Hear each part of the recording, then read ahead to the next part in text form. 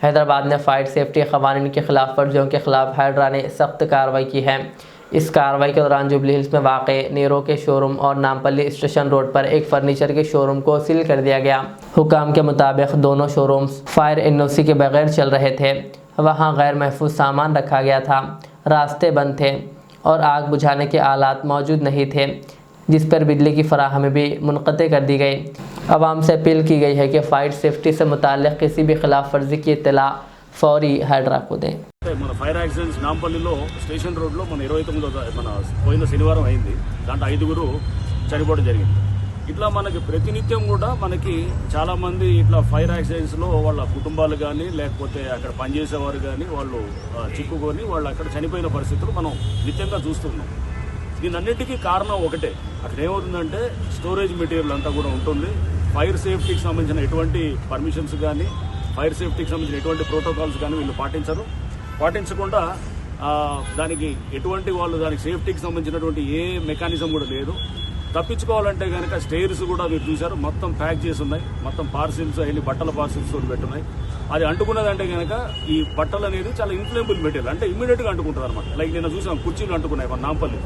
అట్లానే ఇంతకుముందు ఏది మనం జియాగూడలో చూస్తే 3 సజీవదానం అయిపోయారు. అక్కడ పరుపులు మన మ్యాట్రెస్లు ఇవన్నీ తయారు చేస్తున్నారు. అంటే ఇవన్నీ ఇన్ఫ్లేమబుల్ మెటీరియల్ అనమాట.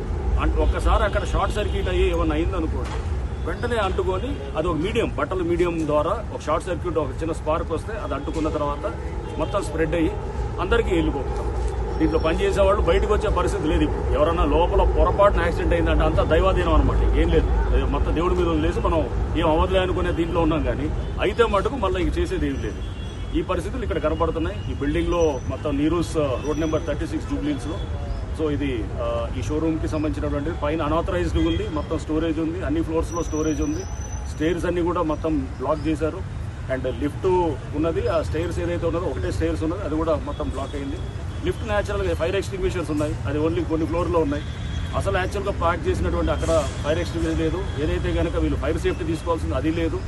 నెక్స్ట్ అన్ఆథరైజ్డ్గా ఒక ఫ్లోర్ పైన వేశారు, అది కూడా ఒక వైలేషన్ ఉంది. సో ఇవన్నీ ఈ బిల్డింగ్ చర్యలు తీసుకోబోతున్నాయి తప్పకుండా అండి. దీని మీద ఇప్పుడు జిహెచ్ఎంసీ వాళ్ళు కూడా వచ్చారు. మేమంతా కలిసి GHMC, fire department, electricity department, అంటే మన టీజీ ఎస్పీడీసీఎల్ వాళ్ళు ఉన్నారు, హైడ్రా వాళ్ళు ఉన్నారు.